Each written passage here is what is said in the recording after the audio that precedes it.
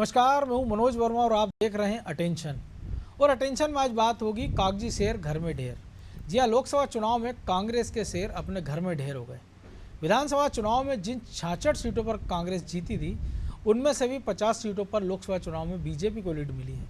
यानी 6 महीने से भी कम समय में बीजेपी ने समीकरण बदल दिए। हालांकि अपने गढ़ों में कांग्रेस का प्रदर्शन क्यों गिरा और बीजेपी ने कैसे इन समीकरणों को बदला, इस पर दोनों का नज़रिया अलग अलग है। लेकिन सवाल ये है कि आखिर कांग्रेस अपने गढ़ों को क्यों नहीं बचा पाई और आखिर वो कौन सी वजह रही कि जनता का मन कुछ महीने में बदल गया। आज इन्हीं सवालों के आसपास चर्चा करेंगे, लेकिन पहले रिपोर्ट देखिए।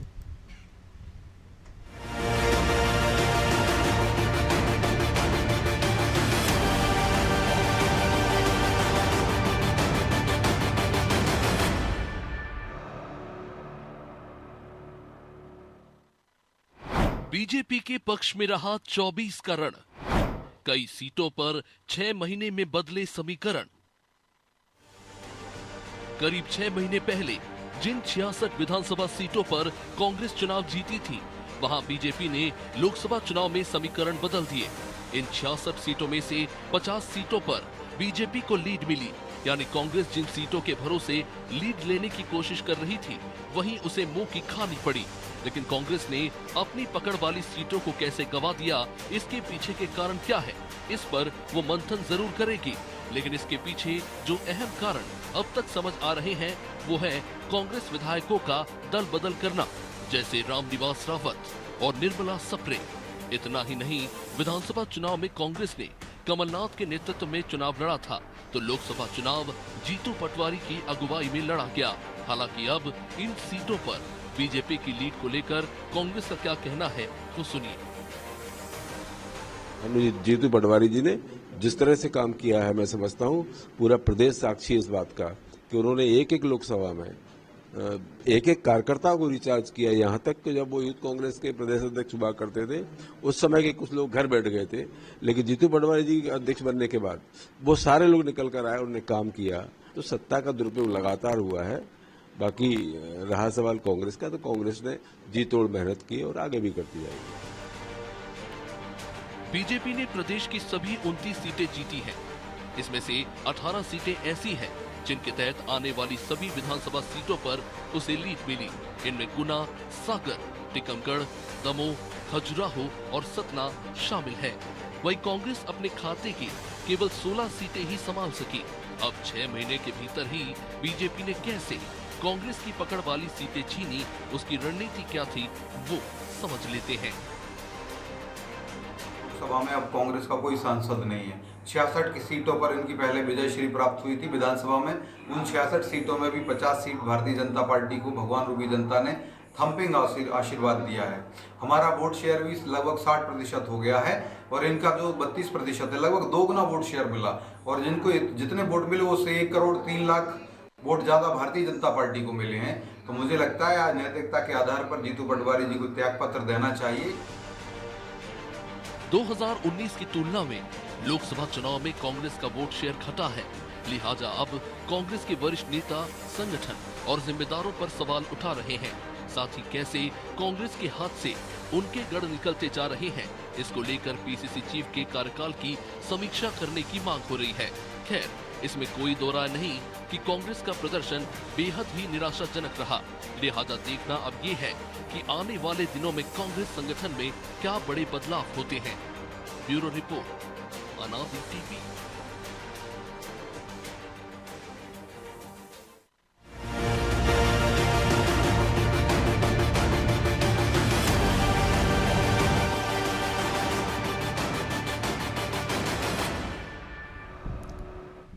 तो इसी पर चर्चा करने के लिए हमारे साथ जुड़ गए हैं वरिष्ठ पत्रकार अजय वकील और हमारे सहयोगी प्रभु पटेरिया और ब्रजेश चौक से।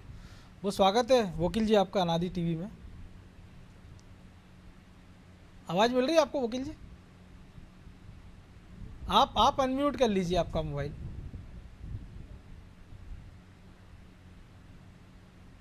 आप अपने डिवाइस अनम्यूट कर लीजिए।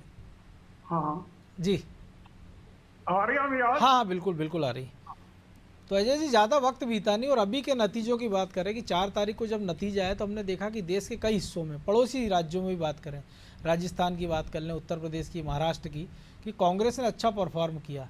लेकिन जिस प्रदेश में कांग्रेस ने विधानसभा में बेहतर किया, भले सीटें कम आई लेकिन 40% वोट शेयर को मिला और 6 महीने से भी कम के अंतराल में चुनाव होता है और वो अपनी 66 जो सीटें जीते हैं उनमें से भी 50 में पिछड़ जाते हैं, 29 की 29 सीटें गंवा देते हैं और जिन प्रत्याशियों को मैदान में उतारा वो अपने गढ़ में हार जाते हैं और जिनके पिता पुत्र लड़ रहे हैं उनकी भी स्थिति ठीक नहीं रहती है। तो कांग्रेस के लिए एक चिंता का विषय।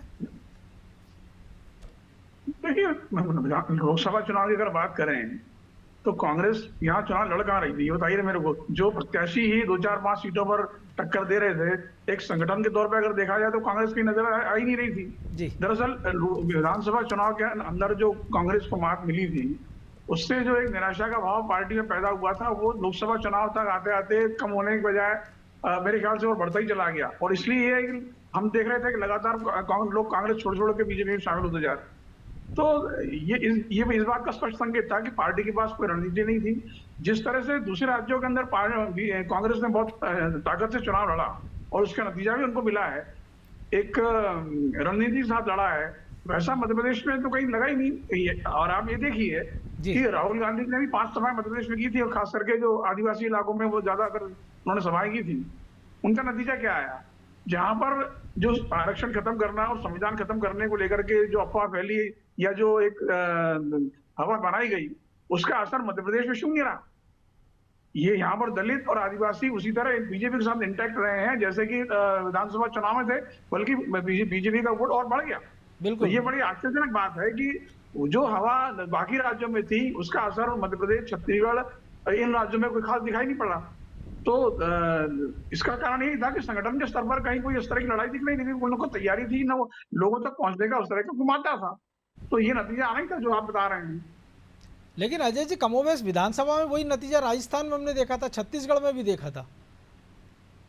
नहीं, देखिए, राजस्थान का मामला अलग थोड़ा इसलिए है कि राजस्थान में भी ये रिजल्ट आ सकता था, पर पहली बात तो ये है कि वहां का जो नेतृत्व है वो कमजोर दिखाई दिया। दूसरी बात है कि बीजेपी के जो अंदरूनी झगड़े वहां पर बहुत ज्यादा उभर के आए और उसका फायदा कांग्रेस ने उठा लिया। जबकि मध्य प्रदेश के अंदर सत्ता और संगठन के बीच एक अच्छा समन्वय दिखाई पड़ा लोकसभा में भी। ये सबसे बड़ा अंतर है। हाँ, छत्तीसगढ़ में भी बेहतर प्रदर्शन रहा, उन्होंने 1 सीट और ज्यादा जीती है, लेकिन 1 सीट जरूर उनके हाथ से गई है। लेकिन कुल मिलाकर के प्रदर्शन देखा जाए तो छत्तीसगढ़ का भी बहुत अच्छा रहा है इस तुलना में जैसे मध्य प्रदेश के हिसाब से। जी, तो प्रभु जी, प्रदर्शन आंकने का पैमाने अलग हो सकते हैं, लेकिन अगर आप 3-4 महीने के अंतराल में ये कर लेते हैं और अगर जब नेतृत्व जिस उम्मीद से बदला गया था, तो इसका मतलब यही कि जीतू पटवारी उम्मीदों पर खरे उतरे नहीं। विधानसभा चुनाव के बाद एक बड़ी समीक्षा बैठक भोपाल में की गई थी कि अनुशासनहीनता जिन्होंने की है, भीतरघात की जिन्होंने की है, उनको नोटिस जारी किए गए, कुछ पे कार्रवाई भी की गई। कुछ लोग जो नेता छोड़ गए उनके बारे में जो बयान कांग्रेस के बड़े नेताओं ने दिए वो भी किसी से छुपे नहीं। और अब समीक्षा भी टुकड़ों में हो जा रही है कि आज जो है जीतू पटवारी, उमंग सिंगार अलग अलग दिल्ली गए हैं और कमलनाथ पहली सोनिया गांधी से मिलाए हैं, अपनी सफाई दिया है। दिग्विजय सिंह कहाँ कुछ पता नहीं, जो मध्य प्रदेश के प्रभारी थे उस पूरे लोकसभा चुनाव में यह दिखे नहीं। तो ऐसी स्थिति में कांग्रेस का ये मान के चल रही है कि अभी अगले चुनाव में तो बहुत वक्त है, नगरीय निकाय में 2-2.5 साल का वक्त है, 4-4.5 साल विधानसभा में और 5 साल लोकसभा में, तो जल्दी क्या है? देखिए मनोज जी, जीतू पटवारी को कसौटी पे कसना अभी बहुत मुझे नहीं लगता कि बहुत उचित होगा, क्योंकि उनको नया कार्यकाल था, ज़्यादा काम करने का मौका नहीं मिला। नई टीम बनाकर उनको शायद 1 साल पहले यदि ये जिम्मेदारी मिलती, उसके बाद हम ये परिणाम आते, तो निश्चित तौर पर जीतू पटवारी के सिर पर हम ठीकरा फोड़ सकते थे कि नया अध्यक्ष नई टीम के साथ काम करने के बावजूद वो जो है परिणाम वैसे नहीं दिला पाए जैसे कि उम्मीद कांग्रेस थोड़ी बहुत कर रही थी। यहाँ पे यदि जीतू पटवारी को इसलिए अध्यक्ष बनाया गया कि कमलनाथ असफल हो गए विधानसभा चुनाव में, बहुत बुरी तरह उनके नेतृत्व में पार्टी हारी, तो निश्चित तौर पर वो जो 6 साल तक अध्यक्ष थे कमलनाथ, 6 साल का संगठन उनका था, टीम उनकी थी, और ठीक चुनाव के पहले यदि आप अध्यक्ष बदल रहे हैं लोकसभा चुनाव के पहले, तो उसको टीम बदल भी लेते, वो जो भी पुरानी टीम है उसमें नए लोगों को इंडक्ट कर लेते, तो शायद वो काम करने की वो गति नहीं आती, तो उनको मजबूरी में पुराने लोगों को ढोकर चलना पड़ा। स्थितियां इसके कारण बिगड़ी हैं। निश्चित तौर पर कांग्रेस को यदि मौका मिलता काम करने के लिए नई टीम को, तो परिणाम में थोड़ा बहुत मध्य प्रदेश में जो जीत का इतना बड़ा अंतर है लाखों का, उसमें कुछ कमी कई जगह पर आ जाती। निश्चित तौर पर कुछ विधानसभा जगह दिखी भी है, भिंड मुरैना जी। ग्वालियर की बात कर रहे हैं, लेकिन यहाँ भी ये था कि जीत सकने वाली सीटें थी कांग्रेस की। अब विधानसभा चुनाव का एक अलग नज़रिया होता है मनोज जी, लोकसभा चुनाव का एक अलग नज़रिया होता है मतदाता का वोट करने का। हमने यहाँ ही देखा है कि मध्य प्रदेश में जब उमा भारती के नेतृत्व में तो बड़ी मेजोरिटी के साथ सरकार बनवा दी थी बीजेपी की, और तत्काल बाद लोकसभा चुनाव हुए तो उसमें जो है कांग्रेस की सरकार देश में, जिसमें 2009 में मध्य प्रदेश से 12 सीटें कांग्रेस जीत गई थी। बड़े बड़े दिग्गज तो चुनाव बड़े बड़े आए थे। दिग्गज, तो इस तरीके की स्थितियां निर्मित होती हैं। वोटर जो है लोकसभा चुनाव में कुछ दूसरे मुद्दों पर वोट करता है, राज्यसभा में विधानसभा में कुछ दूसरे मुद्दों पर वोट करता है। ये जरूर इसमें समझ में आया है, जो जीत का अंतर है उसमें जरूर मध्य प्रदेश की जो शिवराज सरकार की, मध्य प्रदेश की जो मोहन यादव सरकार है, इसकी स्कीम्स का योगदान इसमें जरूर हो सकता है, जिसकी वजह से जीत का अंतर बहुत ज़्यादा यहाँ बढ़ा है। लेकिन कुछ 7 सीटें ऐसी भी हैं जहाँ पर कांग्रेस ने वहाँ पर लीड बढ़ाई है, जो बीजेपी विधायक हैं वहाँ पर 50 सीटों पर निश्चित तौर पर 66 में से 50 सीटों पर वो अपनी लीड घटा गए हैं वहाँ पर। तो लेकिन 7 सीटें तो ऐसी भी हैं प्रदेश में जहाँ पर कांग्रेस के प्रत्याशी को लीड मिली है बीजेपी की तुलना में। तो निश्चित तो यदि ये कांग्रेस पर सवाल उठेगा तो फिर उन 7 विधायकों पर भी सवाल उठना चाहिए बीजेपी के, जो चुनाव जीते और उसके बाद वो अपने यहाँ वो स्थिति नहीं निर्मित रख पाए कि उनका पुराना वोट बैंक उनके पास रहे। तो यहाँ कमलनाथ की जहाँ तक आपने बात की कि दिल्ली जाकर, तो कमलनाथ का राजनीतिक वजूद मेरी नज़र में तो कांग्रेस के अंदर भी ख़त्म हो गया है। कमलनाथ लगातार असफल रहे हैं, उम्र हो गई है। जो व्यक्ति करिश्माई नेतृत्व जिसको माना जाता था, वो व्यक्ति अपनी सीट हार गया, अपने लोगों को नहीं संभाल पाया, वो व्यक्ति खुद संदिग्ध हो गया चुनाव के पहले, खुद ही वो जो है बीजेपी में जाने को लालायित नजर आए। विधानसभा को नेतृत्व कर रहा उससे ही बेटा हार गया। जी, तो निश्चित तौर पर वो मतलब अपना घर ही कह रहा हूँ मैं कि छिंदवाड़ा कमलनाथ की लोग विधानसभा सीट से बेटा हार गया, अमरवाड़ा से भी हार गए जहाँ पिछले बार 2 जगह से वो जीते थे। आपके रहते आपका विधायक चला गया, जिस व्यक्ति को सरकार में रहते हुए आप संभाल नहीं पाए सरकार, आप कहते रहे जिसको जाना हो चले जाए, आपके 22 लोग चले गए, आप सरकार गिरा ली आपने 15 साल बनी हुई। तो मुझे नहीं लगता कमलनाथ के लिए अब कांग्रेस में बहुत ज़्यादा कोई गुंजाइश संभावना है। वो बहुत अच्छा समय था उनका, जब भी बीजेपी से वो ऑफर मिला था उनको, उसमें वो बीजेपी में चले जाते तो हो सकता है कि उनके लिए ज़्यादा अच्छा रहता। उनका बेटे भी आज सांसद होते नकुलनाथ, तो कमलनाथ की भी अच्छी स्थिति होती, सम्मानजनक। अब ये स्थिति है कमलनाथ की, ना तो कांग्रेस में उनको कोई पद मिलने वाला है, ना कोई तवज्जो मिलने वाली, क्योंकि कांग्रेस भी अब 99 सीटें जीतने के बाद बिल्कुल बदल रही है। दिल्ली में भी कांग्रेस बदलेगी, वहाँ पर जो ऐसे लोगों को जो अपने आप को साबित नहीं कर पाए उनके लिए गुंजाइश नहीं होगी, और प्रदेश में तो गुंजाइश है ही नहीं उनके लिए।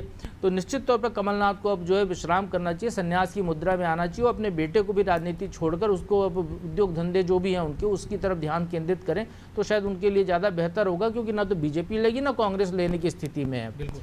दिग्विजय सिंह की जरूर आपने कही, तो दिग्विजय सिंह चूँकि बहता जोगी रमता पानी वाले नेता हैं, वो चाहे हारे हैं, वो चुनाव लड़ना नहीं चाह रहे थे, ज़बरदस्ती पार्टी ने लड़ाया, वो लड़ गए।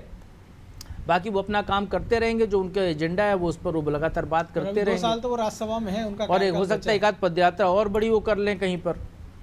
तो ब्रजेश जी, पदयात्रा की उम्र तो जीतू पटवारी की मध्य प्रदेश को नापना चाहिए। और ठीक है 3 महीने का वक्त मिला, लेकिन यूथ कांग्रेस के अध्यक्ष भी रहे वो, मध्य प्रदेश कांग्रेस के कार्यकारी अध्यक्ष भी लंबे समय रहे हैं वो। तो ऐसा नहीं कि मध्य प्रदेश के लिए अपरिचित चेहरा थे वो। लेकिन जो इंदौर में घटनाक्रम हुआ अक्षय कांति बम का और आसपास की सीटों का, या उमंग सिंगार ने धार में जो पसंद के टिकट दिलाए, या निमाड़ में उनकी पसंद चली, या कांतिलाल भूरिया के बेटे ने जिस प्रकार बीच चुनाव में हथियार डाले, यूथ कांग्रेस के अध्यक्ष पद छोड़ा, मितेंद्र सिंह को लाया गया, तो ऐसे सारे घटनाक्रम है। तो अकेले जीतू पटवारी क्यों, बाकी लोगों से भी पूछताछ तो होनी चाहिए उनकी, क्योंकि उम्र के जिस दौर की हम बात कर रहे हैं कमलनाथ की, उसके पड़ाव के आसपास दिग्विजय सिंह भी है, कांतिलाल भूरिया भी हैं, वो थोड़ा बहुत पीछे जो अजय सिंह है जो सवाल उठा रहे हैं। देखिए मनोज, पूछताछ सब पे होना चाहिए, और निश्चित तौर पर कम समय मिला है जो प्रभु जी कह रहे हैं जीतू पटवारी को, लेकिन कसौटी पर फिर भी आपको परखना पड़ेगा कि आप 15 दिन रहो, चाहे 1 महीने रहो, चाहे 3 महीने एक समय रहो, आपकी कोशिशें दिखनी चाहिए। क्या जीतू पटवारी की कोशिशें दिखी कि रामनिवास रावत जा रहा है, यदि कोई सुरेश पचौरी जा रहे हैं तो कोई आप उनको घर पर जाके मनाते हुए दिखे क्या आपको जीतू पटवारी? आपने वैसा तालमेल दिखा क्या जीतू पटवारी और उमंग सिंगार का? नई जोड़ी को दी है तो हम ये दिखाएं कि मध्य प्रदेश में बदलाव आ रहा है, युवाओं को मौका दिया है, तो ये युवा जोड़ी कुछ करके दिखाने का मंसूबा लेकर सड़क पर उतरी है। ऐसा दिखा क्या आपको? आप कहते हो इमरती को लेकर जिस तरह से विवादित बयान देते हो आप, यदि जीतू पटवारी और उमंग सिंगार के बीच में, चुनाव के बीच में मनोज जी, माहौल के दौरान यदि खटपट की खबरें आती हैं कि दोनों में तालमेल नहीं बैठ रहा है, तो ये भी तो पार्टी के लिए एक तरह से खतरा है ना कि नया नेतृत्व दिया है तो नेतृत्व कोशिश करता ना, आपको तत्काल भी बनाया गया था, सबको पता है कि आज कसौटी पे आपको परखेगा नहीं कोई, लेकिन ये भी तो देखेगा कि आपकी कोशिशें कितनी वाजिब हैं, आपने क्या कोशिशें की हैं, क्या आपने उन क्षेत्रों में जहां आप चुनाव जीत सकते थे वहां आपने ताकत लगाई, मार्जिन कम किया। निश्चित तौर पर ये हार का अकेले जीतू पटवारी जिम्मेदार नहीं है, जिम्मेदार वो नेता भी हैं। क्या कमलनाथ ने वो मेहनत की? क्या कमलनाथ जिस तरह से संदिग्ध हुए, वो आ रहे हैं जा रहे हैं, जिससे कार्यकर्ताओं में हताशा आई है, निराशा आई है, उनके अपने लोग छोड़कर चले गए, तो वो सीट यदि आप हार भी जाते तो आपको कोई फर्क नहीं पड़ता। यदि दिग्विजय सिंह की सीट पर जीतू पटवारी नहीं भी जाते तो कोई फर्क नहीं पड़ता। लेकिन वो ग्वालियर चंबल में जिस तरह से हमने देखा, सिकरवार भी कह रहे हैं कि उनके टिकट मिलने में देरी हो गई, यदि पहले मिलता तो वो मेहनत करते, वो तमाम क्षेत्रों में नहीं जा पाए। उसी जगह पे आपको देखिए ना, विवाद चल रहा था ना कि सिंगार भी चाहते थे किसको, जीतू पटवारी भी चाहते, कुछ चुनिंदा सीटों को आप टारगेट कर सकते थे। आप अक्षय बम आपके प्रभाव वाला क्षेत्र था, आपने निश्चित तौर पर आपकी पसंद को वहाँ पूछा गया होगा, प्रदेश अध्यक्ष थे, तो आप वो कैसे चले गए और आपने वहाँ पर दूसरी कोई व्यवस्था क्यों नहीं की? आप नोटा को के लिए प्रचार करते दिखे, यदि वहाँ से आपका प्रत्याशी चला गया था तो आप उस इलाके को छोड़ के अपनी एनर्जी दूसरी जगह लगाते। क्या आपको उमंग सिंगार में ऐसी मेहनत करते दिखे? तो ये जवाब तलब तो होना चाहिए जो अजय सिंह पूछ रहे हैं कि क्यों उनके समय में सर्वाधिक नेता छोड़ के गए, क्यों उन्होंने मेहनत नहीं की। 2% मनोज जी, 2% से अधिक यदि आपका वोट शेयर गिर रहा है तो जिम्मेदारी तो तय करना पड़ेगी ना आपको। आपने क्या कोशिश की? आपके सर्वाधिक कार्यकर्ता आपके समय छोड़ के चले गए। और यदि कमलनाथ से भी ये पूछा जाना चाहिए कि कमलनाथ की टीम से ये पूछा जाना चाहिए कि आपने जीतू पटवारी को सहयोग नहीं किया, क्यों आपने ऐसी परिस्थितियां बना दी कि आपके कार्यकर्ताओं में हताशा और निराशा आ गई। दिग्विजय सिंह से भी पूछा जाना चाहिए, कमलनाथ से भी पूछा जाना चाहिए कि आपने कितने क्षेत्रों में प्रचार किया, आप दूसरे क्षेत्रों में क्यों नहीं गए, आपने क्यों मेहनत नहीं की। क्या आप जीतू पटवारी को असफल साबित करना चाहते थे इसलिए आपने सहयोग नहीं किया? तो वो तमाम चीज़ें हैं। और निश्चित तौर पर जो कह रहे हैं पटेरिया जी कि दिल्ली में कांग्रेस मजबूत हुई है, तो उसकी मजबूती मध्य प्रदेश में दिखनी चाहिए, उसे समीक्षा करनी चाहिए। अजय सिंह वाजिब सवाल उठा रहे हैं, यदि उनके सवाल को आप ये भी देखो कि वो नेतृत्व के खिलाफ बोल रहे हैं, लेकिन सवाल तो वाजिब है। क्यों गए सर्वाधिक लोग छोड़कर? क्यों बड़े नेताओं ने प्रचार नहीं किया? किसने काम किया? इसकी समीक्षा होनी चाहिए। यदि अजय सिंह आज इस दम से कह रहे हैं क्योंकि उन्होंने मेहनत की है, उनमें जो गुटबाजी थी कमलेश्वर पटेल में और उनके बीच में, वो इस बार चुनाव में नजर नहीं आई, उनमें एकता नजर आई। तो वो जब मेहनत कर रहे हैं तो बाकी उम्मीद करते हैं कि दूसरे भी बड़े नेता मेहनत करें, इसलिए वो सवाल कर रहे हैं कि मैंने मेहनत की है, आप ईमानदारी से समीक्षा कर लीजिए, जिसने नहीं की उस पर कार्रवाई कीजिए। तो मुझे लगता है समीक्षा तो इस बात की होनी चाहिए। मनोज जी, मैं एक बात कहना चाहूँगा इसमें, अजय सिंह 3 बार चुनाव हारे तब तो किसी उस स्थिति में, और इस बार वो जीत गए तो वो सवाल कर रहे हैं। बिल्कुल। लेकिन क्या वो कांग्रेस के 2 बार के नेता प्रतिपक्ष नहीं है? क्या वो अध्यक्ष पद के दावेदार नहीं? क्या वो कांग्रेस के बड़े नेता नहीं है जो जाने वालों को, वो भी तो अपने प्रयास से रोक सकते थे। वो सुरेश पचौरी को तो रोक सकते थे, वो या किसी और को रोक सकते थे, उनने प्रयास क्यों नहीं किए? चूँकि आप एक विधानसभा चुनाव जीत गए 3 हार के बाद, और अब आपको परिस्थितियाँ दिख रही है कुछ अपने लिए अच्छी सी, तो आप सवाल उठा रहे हैं। यहाँ एक चीज़ और है, कांग्रेस को राजीव गांधी के ज़माने की 404 सीट से 44 तक आने में समय लगा, 44 से 99 तक पहुंचने में भी समय लगा। बीजेपी को 2 से 180 पहुंचने में समय लगा था और 180 से 303 पहुंचने में समय लगा। तो यदि हम इस उमंग सिंगार और जीतू पटवारी कसौटी पे कसने जाते हैं सिर्फ 2 को, तो उचित नहीं होगा। इसके लिए फिर पूरे सिस्टम को कसौटी पे कसना होगा, कांग्रेस के तमाम नेताओं को। तो अजय जी, इस चुनाव में एक संदेश भी कांग्रेस के लिए आप छिपा देख रहे हैं। अगर हम पड़ोसी 2-3 राज्यों की बात कर लें, मध्य प्रदेश में बुजुर्ग नेता कमलनाथ नकार दिए गए, दिग्विजय सिंह नकार दिए गए, कांतिलाल भूरिया नकार दिए गए। छत्तीसगढ़ में भूपेश बघेल चुनाव हार गए, लोकसभा का चुनाव लड़े। राजस्थान में जहाँ कांग्रेस ने 10 साल बाद बहुत अच्छा किया, लेकिन अशोक गहलोत के बेटे वैभव गहलोत वो सीट बदलने के बाद तीसरी बार लोकसभा का चुनाव हार जाते हैं। और जिन नए चेहरों में मध्य प्रदेश में दाव लगाते हैं, ओमकार सिंह मरकाम की बात कर लें, सिद्धार्थ कुशवाहा की बात कर लें, सतपाल सिंह सिकरवार की बात कर लें, तो ऐसे तमाम चेहरे भी हार रहे हैं। तो कांग्रेस के पास अब वक्त देगा कि वो जन भावनाओं को समझते हुए, कार्यकर्ताओं के मूड के समझते हुए नई लीडरशिप को अभी आगे लिया है कि जीतू पटवारी, उमंग सिंगार चलते रहे, हेमंत कटारे चलते रहे, लेकिन जो क्षेत्रीय छत्रा पे उनके स्थान पे नए पीढ़ी को आगे लाया जाए। चाहे वो प्रवीण पाठक ही हों कि भले 2 चुनाव हार गए हों, ओमकार सिंह मरकाम हो या कोई और नया चेहरा हो, जो लगे कि 5 साल कांग्रेस के लिए संघर्ष करे, उसको जिंदा करे और अगले 5 साल बाद वो दमदारी से चुनाव लड़ ले, कार्यकर्ताओं को एकत्रित कर ले, जब कांग्रेस के लिए बेहतर परिस्थिति हो सकती है। निश्चित रूप से कांग्रेस के लिए, भले ही कांग्रेस ने जो है वो दिल्ली में 99 सीटें जीत ली हुई, लेकिन मध्य प्रदेश में कांग्रेस को खड़ा करने के लिए उनको बहुत मेहनत करना पड़ेगी। और सबसे पहले तो ये कि संगठन को दुरुस्त करना पड़ेगा।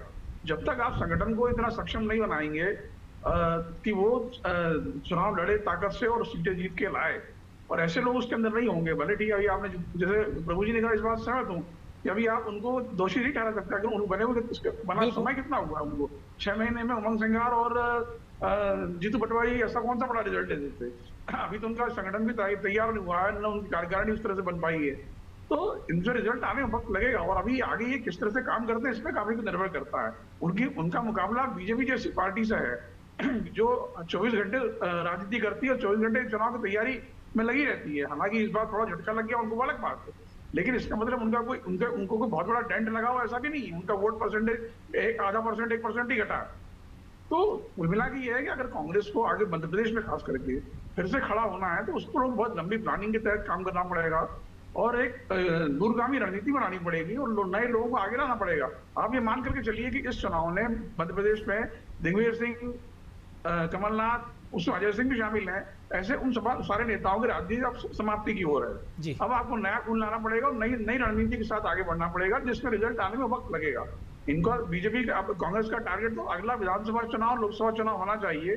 उसके लिए कैसे तैयारी की जाए, कैसे लोगों को आगे लाया जाए, कैसे तैयार किया जाए ताकि वो अगले इसका रिजल्ट दे सकें। मध्य प्रदेश के अंदर यूपी, बिहार, महाराष्ट्र के मुकाबले अलग ही तरह की हवा चल रही थी। यहाँ मोदी फैक्टर काम कर रहा था, या राम मंदिर फैक्टर काम कर रहा था, इसलिए जातिगत समीकरण यहाँ पर उस तरह से हावी नहीं हो पाए जैसे कि दूसरे राज्यों के अंदर हुए। और ये मेरे ख्याल से बीजेपी की सफलता है और सत्ता संगठन की सफलता है कि आपने उन जो बीजेपी की दृष्टि से नकारात्मक फैक्टर थे वो मध्य प्रदेश पे हावी नहीं होने दिए, इसीलिए आपको चुनाव में रिजल्ट मिला। तो प्रभु जी, कॉस्मेटिक सर्जरी की बहुत बात होती है कांग्रेस में, लेकिन अब लग रहा है पूरी एक सर्जरी हो जाए, क्योंकि मध्य प्रदेश में बीजेपी भी एक समय इस दौर से गुजरी, लेकिन 2003 के विधानसभा चुनाव के पहले जो सर्जरी की गई, नए चेहरे उमा भारती को लाया गया, संगठन को फेरबदल किया गया, पुराने जो घाघ नेता थे उनको घर बिठाया गया, और नतीजा ये हुआ कि 2003 से 2024 बीच का 15 महीने का कार्यकाल छोड़ते बीजेपी लगातार सफलता हासिल कर रही है। कांग्रेस में भी वो वक्त आ गया कि आपने नए चेहरे ऊपर दे दिए, नेता प्रतिपक्ष दे दिया और अध्यक्ष भी दे दिया आपने, लेकिन उनकी जोड़ी, उनकी जो टीम है वो भी उनकी पसंद की दे दी जाए। युवा, जैसे हमने बीडी शर्मा के लिए देखा, बीजेपी ने रास्ता बनाया, ऐसे ज़रूरत आ गई है उमंग सिंगार और जीतू पटवारी के लिए रास्ता तैयार कर दिया जाए। निश्चित तौर पर जो जीतू पटवारी ने अभी जो रिजल्ट आने के बाद जो प्रेस कॉन्फ्रेंस में जो उन्होंने कहा था कि अब कांग्रेस बदलाव के लिए तैयार रहे, तो निश्चित तौर पर इसमें संदेश छुपा है कि बदलाव के लिए तैयार रहेगी कांग्रेस, और बदलाव जो होना है उसमें युवाओं को जगह मिलेगी। वकील जी बिल्कुल सही कह रहे हैं कि इन लोगों के जो बड़े नेता हैं तथाकथित छत्रप, इनका राजनीति को अब विराम लेने का समय आ गया है। दिग्विजय सिंह अपने राघोगढ़ में 11,000 वोट से जीत रहे हैं, जहां से उनका बेटा है और जिसको कि यो माना जाता है राघोगढ़ किला जो है दिग्विजय सिंह का है। चाचौड़ा में हार रहे हैं अपने, उनके भाई जो है 50,000 वोट से हार गए थे विधानसभा का चुनाव। कमलनाथ अपने सीट नहीं बचा पा रहे हैं, वहां पर अपने उनका बेटा हार जा रहा है। विक्रांत भूरिया और कांतिलाल भूरिया अपने वार्ड में चुनाव हार जा रहे हैं, तो फिर कांतिलाल भूरिया को, जिसको उसके मोहल्ले वाले वोट नहीं दे रहे हो, घर के अड़ोस पड़ोस के रहने वाले, उसको राजनीति में रहने की क्या जरूरत है। फिर फूल सिंह बड़ा नेता, तो निश्चित तौर पर पटेल, ये सारे वही हैं। ऐसे लोगों को राजनीति, या तो उनको फिर नए सिरे से तैयार होकर आने के लिए खुला छोड़ दिया जाए, टीम ऐसी बनाई जाए कांग्रेस की जो पूरे बीजेपी के दांव पेच को समझते हुए वैसा ही मुकाबला करे, जमीन पर उतरे, जो दौड़ भाग करे तो युवा ही कर सकता है, ये बुजुर्ग नहीं कर सकते। दिग्विजय सिंह पदयात्रा जरूर कर सकते हैं, लेकिन दिग्विजय सिंह वो कलेवर जो पहले दिग्विजय सिंह थे 93 वाले, वो अब दिग्विजय सिंह नहीं है। बहुत समय गुजर गया है दिग्विजय सिंह के उसमें, तो निश्चित तौर पर यहाँ पे उनको इसको हिसाब से देखना होगा और उसके हिसाब से अपनी पूरी रणनीति बनानी होगी। मध्य प्रदेश का चरित्र भी समझना होगा, जो अभी अजय बुकिल जी ने कहा। जी, मध्य प्रदेश में जातिवादी राजनीति नहीं चलती है, मतलब नहीं चलती है। मध्य प्रदेश का मतदाता इतना समझदार है कि जब जब ये कोशिशें होती हैं जातिवादी राजनीति की, वो उसके साथ में नहीं खड़ा होता है। विधानसभा 23 के चुनाव में जो कांग्रेस जातिवाद के मुद्दे पर आई, 163 सीटें बीजेपी को दे दी मध्य प्रदेश की जनता ने। कुछ और भी कारण होंगे, लेकिन एक कारण ये भी था। इसके पहले पुराने चुनाव में चले जाइए आप, जातिवादी राजनीति यहाँ प्रत्याशी चयन में पार्टियां कर सकती हैं, लेकिन मतदाता वोट देने जब जाता है तो वो उत्तर प्रदेश, बिहार जैसा यहाँ पर असरदार परिणाम नहीं आता है। उनको यहाँ तो में उन्होंने कहा कायस्थ बहुत हैं, उम्मीदवार कायस्थ 5 लाख वोट से हार जाते हैं। और ये भी देखना होगा कि जिस तरह से आदिवासी सीटों पे आप देखो कि फिर बीजेपी का समर्थन मिला इस बार। बसपा ने 6-7 सीटों पर नुकसान पहुंचा है। आप यदि सतना को ही उदाहरण ले लो तो बीजेपी से बसपा से लड़े नारायण त्रिपाठी, वो नहीं होते तो निश्चित तौर पर एक सीट कांग्रेस के खाते में जाती। लेकिन ये नहीं कह सकते ना उन्होंने सारा वोट कांग्रेस का ही काटा है। क्योंकि वो बीजेपी में भी रहे, समाजवादी पार्टी में भी रहे, कांग्रेस में भी रहे। मुरैना पे तो मुझे नहीं लगता चर्चा करनी चाहिए, नरेंद्र सिंह जी का जादू का क्षेत्र है वो। और रमेश गार्गी भी रहे फैक्टर। बहरहाल इतना हावी नहीं होता है जी, जैसे कि दूसरे राज्यों के अंदर जातिवादी फैक्टर ही सबसे निर्णायक हो जाता है। मध्य प्रदेश में वो निर्णायक नहीं होता, या होता भी है तो बहुत छोटे पॉकेट में होता है। पॉकेट में वो है भिंड में चले जाओ, आप ग्वालियर चंबल में चले जाओ, वहीं पे असर करता है थोड़ा सा, बाकी क्षेत्रों में असर नहीं करता है। लेकिन वो भी कुछ पॉकेट्स में है, पूरे क्षेत्र में नहीं है। बहरहाल वक्त इतना ही था, तो इस चर्चा को विराम देना होगा। बहुत धन्यवाद वकील जी। तो निश्चित तौर पर कांग्रेस के कई सारे कागजी शेयर जो है अपने क्षेत्रों में ढेर हो गए। उसका कारण क्या था ये भी उनसे नहीं छुपा है, ना आला कमान से छुपा है, ना कांग्रेस के नेताओं से छुपा है। लेकिन सबसे बड़ी बात यह है कि क्या इसकी ईमानदारी से समीक्षा होगी, समीक्षा के बाद जो जिम्मेदार है उन पर एक्शन होगा। और वक्त आ गया है कि कांग्रेस जो अपने वट वृक्ष हैं, क्योंकि वो वट वृक्षों में खुद घुन लग गया है और अपने नीचे वो पनपने नहीं दे रहे हैं किसी को, तो उनकी जगह किसी नए पौधे को लगाएं, नई मिट्टी को रोपें, उसको नए सिरे से खाद पानी दें, तभी शायद जो कांग्रेस की जो बंजर ज़मीन है वो मध्य प्रदेश में कुछ उर्वर हो पाएगी। अटेंशन में आज इतना ही, मुझे दीजिए इजाज़त और आप देखते रहिए अनादि टीवी। नमस्कार।